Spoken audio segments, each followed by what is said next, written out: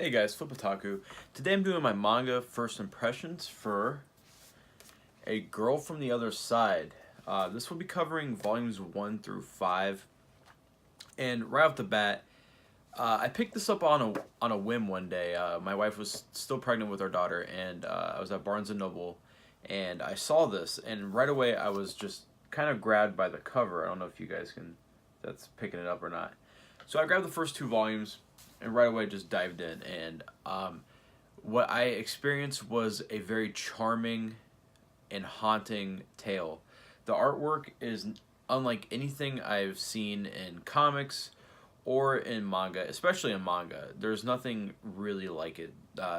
I've read a lot of manga. If you guys see my manga collection, I have a lot, and I've read almost everything in my collection, like 99% of it, and nothing has the same atmosphere and the same mood as a girl from the other side. And it's honestly one of the more pleasant series that I'm currently reading. And also the artist Nagabi, there's like nothing online about him. He has a few other, or he or she has a few other series that are nothing like Girl from the Other Side. But I was trying to do research on this, and like it's just so hard to find stuff. So I want to thank Seven Seas for really for publishing this, because this is something like really special. Like, look at that artwork, absolutely beautiful. The story focuses on a little girl who is right there. Where's she at? Right there, yeah. That's, we don't really, we get a name for her, but her story is unique. So this manga does something that it's really hard to nail, like a time period that it's in. The creature who is known as Teacher, he dresses in like almost a 1930s, 1950s style. He has a briefcase, but then there's also knights, and there's castles and stuff like that. And Shiva, who's the little girl, she is living with him on the other side of the wall. And I don't want to spoil anything, but as things progress through the manga, the mystery grows. There's more of these creatures. We don't know what is causing the outbreak, and we don't know why the church, or why the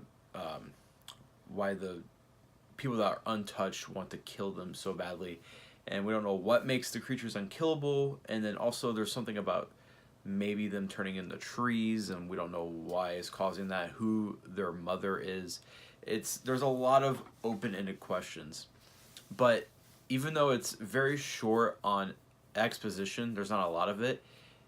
Your mind kind of makes things up, and I think that is really awesome, because there's not a lot of forms of entertainment that are like manga, and there's not a lot of manga out there that makes my brain try to piece like little things together and make me kind of create the own narrative in my mind, even though I'm sure some of those questions are going to get answered. But when I'm reading it, I'm like, okay, whose mother?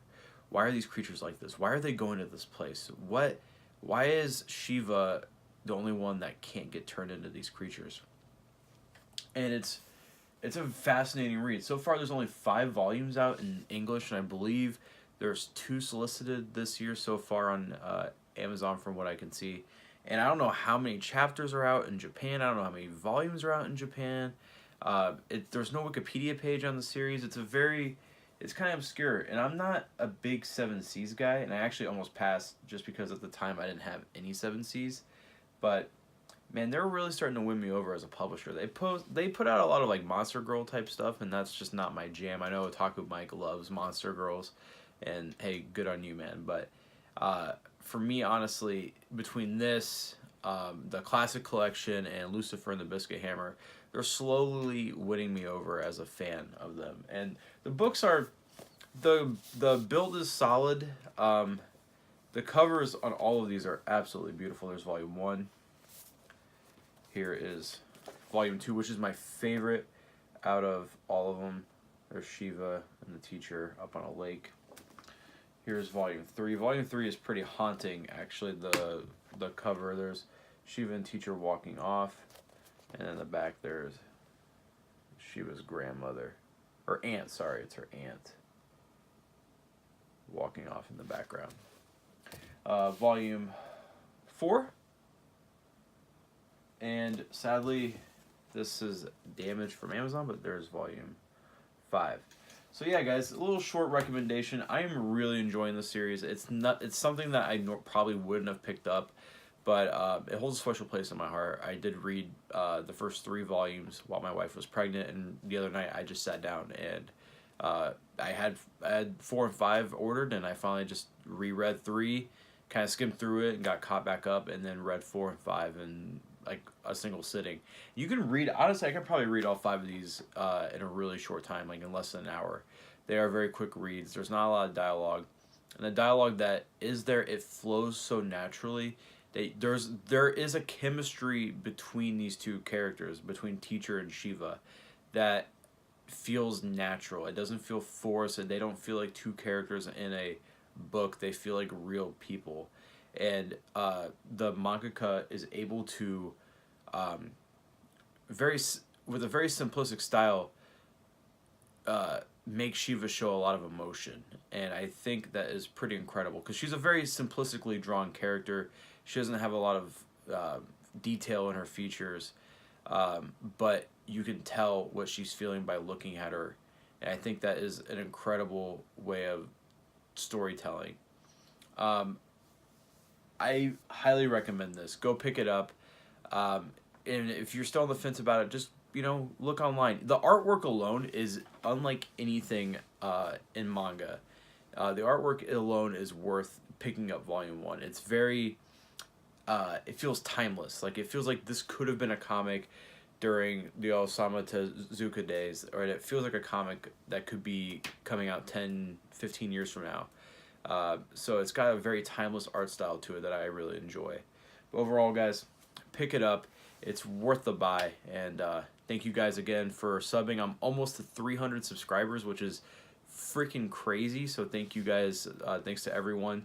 I'm going to be posting my manga haul here soon. I'm waiting on...